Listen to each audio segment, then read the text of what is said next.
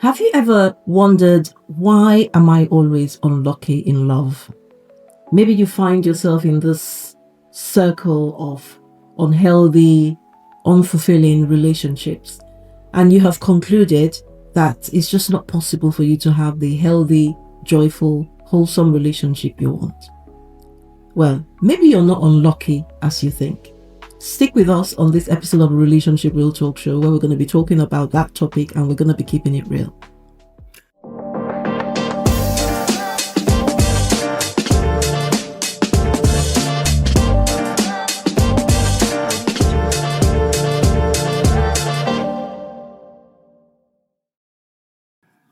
Hello and welcome to Relationship Real Talk. My name is Julius and Mary. And I'm Mary and and we're your hosts today as we unpack this interesting topic. Am I unlucky in life, or is this how it's meant to be kind of thing? Just sit back and get your favorite drink and let's have a chat together. If we say anything that you don't agree with or you have a question, comment below. Oh yes, I forgot. If you haven't subscribed, it's time for you to do it right now. Just hit the subscribe button so that you can be informed every time we get a new episode out. Okay, so let's unpack this.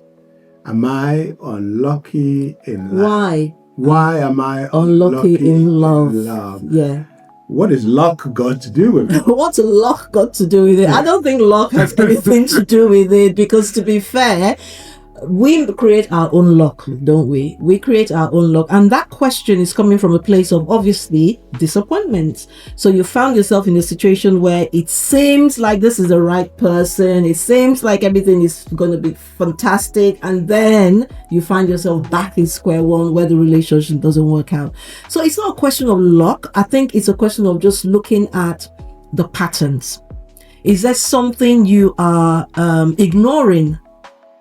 It could be right from the start of the relationship. So what are the things that you're taking into account when you're starting the relationship in the first place? What is the reason you're going with this person? That could be it. It could be you're looking at the wrong things when you're going into the relationship in the first place, and so you're getting the same results. If you're sowing the same seeds, you don't expect a different fruit. So that might be it. It might be that you're considering the right things, but then it seems like, okay, I've taken the right things into account. I've made the right decision. But then when we start the relationship, things go pear-shaped. So it could be at the start or it could be in the middle is what I'm saying. But let's go back to the start. What are some of the things that you could be doing, or one could be doing wrong, that could be causing them to just go in that circle of one unhealthy relationship into the other? If we take responsibility for our lives, then we'll realize that we can make our own luck, So that's the big question. What is it about me that attract these people into my life? How do I keep getting myself back to this circle? I think it just could be a case of you're choosing wrong. You're choosing wrong. You're choosing wrong as opposed to you being unlucky. But the question is, why do you keep choosing wrong? Yeah, you're not learning the lessons, number one. Yeah. So you're not learning the lessons from the previous relationships. Yeah.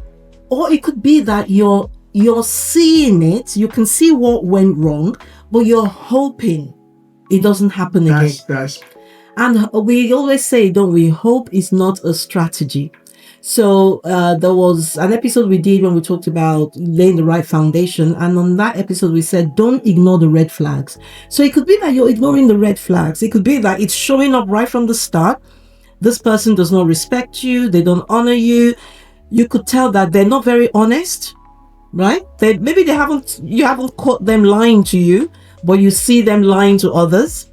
So you know they're not very honest, but you're hoping they're going to be honest with you. How can some people, they say a leopard can't change its skin, right?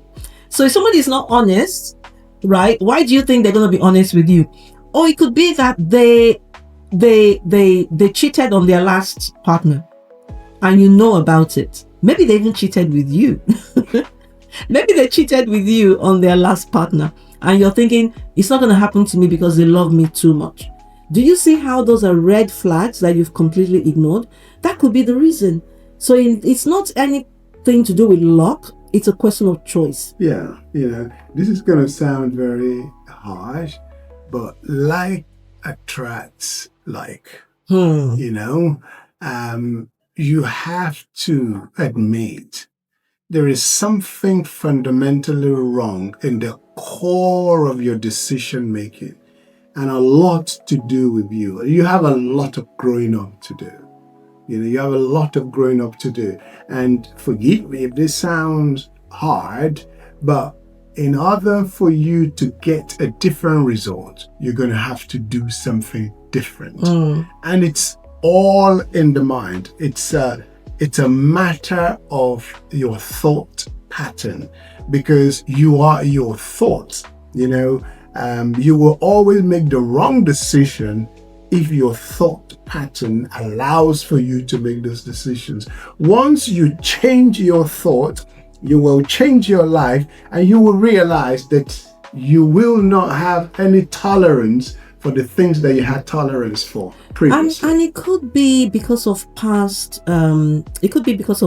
hurts. So things that's happened to you in the past. It could be childhood trauma. It could be things that have caused you to lower your expectation on life and lower your self-worth, where you think that this is what I can get. So you're settling. It could be that you're settling for those people who it's not what you want, but you're settling because you think this is all I can get. This is the best I can get. Who's going to want me? At least they want me. Nobody wants me. Wow. And so when you find yourself in that space where you're settling, right, you're not going to have what you want, because settling already suggests that it's not what I want, but I'm just going to settle for it. I'm just going to have it because that's all that's in front of me. Yeah. But guess what? Settling for B prevents you from seeing and receiving A.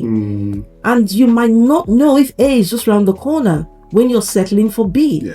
So very often when we say we're unlucky in love and we're seeing this repeated pattern of, maybe it could be abuse. It could be that you find yourself with someone who constantly abuses you, maybe not physically, but they put you down. They tell you how ugly you are, because there are men who do that, believe it or not. Well, maybe there are women who do it. I don't think there are women who do it. I don't think there are women who do it. No, I'm sure there's abuse on both sides, but there are people I'm like, why would you say your wife is ugly? Because they want them in a place of submission. They want to break them so they can use them to their own advantage. That's ridiculous. But then the choice is yours. It's an open market. If you go to the market and this is the person that you found, and this is what they're doing to you, and you chose to stay in that marriage, guess what? Luck has nothing to do with it. It's all about choices. So if we're talking about marital relationship, would you rather be unhappy in a relationship? Or be happy on your own. Or be happy on your own. Yeah. That's the question. If you can say, I'm happy, I just want to get married because I'm getting old, no one wants me, and all of this, suffer adversity like a good soldier. But if you know that you're royal, if you know that you're wonderfully made in the image of God, and you may not believe in God, but I can assure you, He believes in you. And He loves you so much, He's going to give you the best of life. If you can patiently wait, if you can't wait and you choose the first thing that shows up in the market, then you're going to have to learn to master what you bought, because life is a bundle of choices. Choices and consequences. Choices and consequences. How you see yourself. How you see yourself. If you see yourself as glorious, as wonderful, yes, you might have had broken past and painful past, but if you see yourself growing beyond your past and your pain and emerging into a glorious future that is ahead of you, and you wait patiently, and I know you could be screaming at the TV or your phone and say, how long do I have to wait? Wait until you find the right person. It's so well worth the wait. It's so well worth the wait, because at the end of the day, you want to be happy You want to be fulfilled in your marriage or in your relationship. What's the point jumping in and jumping out? Listen, if you're saying I'm unlucky in love, that's what's been happening. You're jumping in and then jumping out. And where has it gotten you? So the best thing to do is to wait for that right person and they will come. Yeah. But here's the thing, you have to do the work, because there's work. Trust me, there's work for you to do. You have to see your worth. You have to understand that you are worthy of love. Yeah. You are worthy of respect. You're worthy of someone waiting for you. You're worthy of someone giving up things for you, making sacrifices for you. You are worth it. And so that's the work that you're going to need to do. It's an inside job. Yeah. And so there's no point jumping to the next person, hoping that person will meet all your needs, hoping that person will satisfy all your desires, if you haven't done the work yourself. When you do the work, you will attract the right person. Yeah. That's that is what I was just thinking, like going back on the question, why do I keep attracting this sort of people? Mm-hmm. Like I said, like attracts like. Because you're saying to them, I'm available for Yeah, you. I'm available and we're on the same frequency.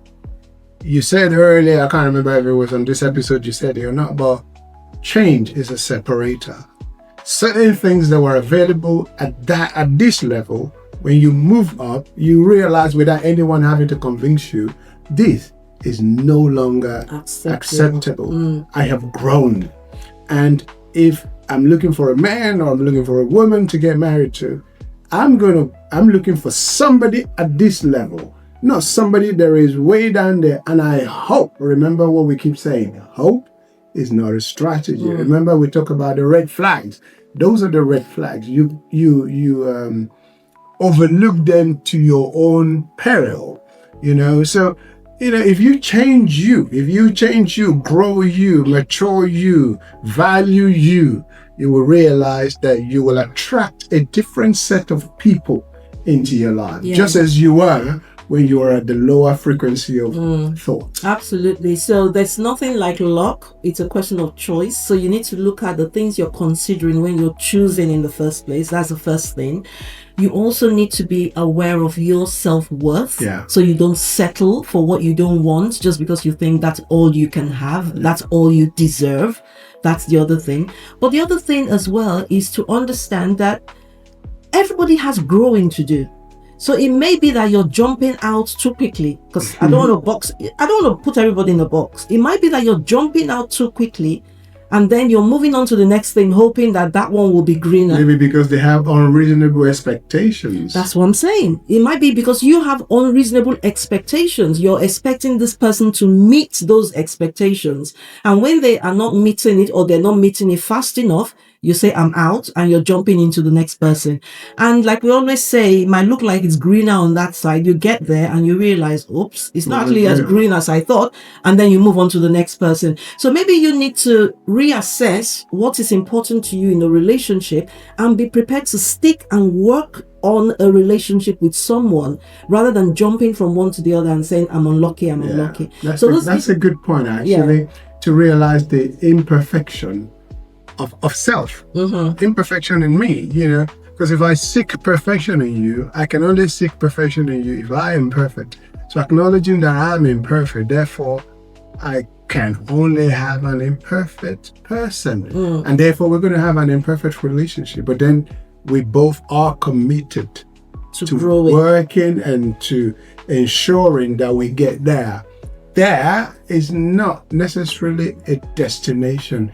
There is a place of growth, where you both grow into and you begin to soar. So controlling your expectation. Otherwise, you may just write out the wrong person. Exactly. I love that analogy from the Bible when, Peter had been fasting and he was hungry and he saw a vision. Food came down, and then, no, I'm not going to eat it, blah, blah, blah, blah, based on his experience, and God was saying to him, don't call unholy that which I have called holy. So it is very possible that, you can, from your own experience, maybe you've been hurt in the past and stuff like that. You see a man or you see a woman, and then you put them in that box and say, well, they can't be the right person for me. Or it might be that they don't meet the criteria when it comes to looks. It might be that when you were growing up, talking to the ladies now, it might be when you were growing up, you had this perfect image of your perfect man, he has to be 6 foot, he has to be tall, dark and handsome and rich. Right? And this person doesn't tick all the boxes, and then you go, well, that's not for me. Again, unrealistic expectations. So watch what you're thinking about when you're going in that relationship. It might be unrealistic expectations, or it might be undervaluing yourself. Those are two key things that could be causing you to be unlucky in love. And partly we talked about this in this episode. It could be also because of your past experience. So somebody hurt you, somebody disappointed you, and now you're hyper vigilant, self-sabotaging. Exactly. So you just have this crazy expectations of people. You're paranoid, of people. You don't even give them a chance. You're now obsessed with this idea of somebody's going to let you down. And there are people who with self-sabotaging behavior, isn't it? You sabotage the relationship, even though you want it. You sabotage it because of fear. It could be fear. You're afraid that it's going to fail again, and so rather than go through the pain of disappointment when it fails, you kill it before it fails. It's you don't real. even give it a chance. You don't give it a chance, so you start to act in ways that causes the other person to not even want to be in the relationship. There are lots of things that you could look at, and we've touched on some that could cause relationships to fail, and it becomes a pattern, a repeated pattern that could cause one to say, why am I so unlucky in love? But like we say, it's not luck. You just need to look at what's going on. Look at the patterns. Look at the common thread. Look at how it's been, and see what is it that is causing this to happen, and address it. You're not cursed. That's another thing. Some people think they're cursed because they've had certain things repeatedly happen in their lives. It doesn't mean you're cursed. You just need to look at the situation and deal with what needs dealing. So again, if you have any questions or you have any comments, or maybe there's something we should have mentioned that we haven't mentioned that you're aware of, let's all grow together. We're always growing. We don't claim to know it all, certainly not. So put your comments in the comment section. Ask your questions. If you haven't subscribed, subscribe, like the video, share the video. That would really be helpful to us. And if you have not gotten our book, we encourage you to do so. If you are not yet married, this is the time to get the book. Prepare yourself for that journey. It's called 30 Ways to Divorce-Proof Your Marriage: Practical and Proven Strategies for a Lasting and Joyful Union. This is not textbook stuff. This is stuff that we've learned together on our over 30 years journey as a married couple. So get a copy, get it from Amazon, get it from wherever you get your books. Start to read it. Prepare yourself for that person that you're going to get married to. If you're already married, get it. It's a wonderful companion. It's got practical application steps inside as well that will help you apply the principles we share in the book. So get your copy. Well, that's our show for today. We hope you've enjoyed it. We hope you've learned from it. We hope we've shared some insights that will be helpful to you. Until we see you next time, this has been Mary and Julius and your hosts on the Relationship Real Talk Show, where we talk all things relationship, always keeping it real. See you next time.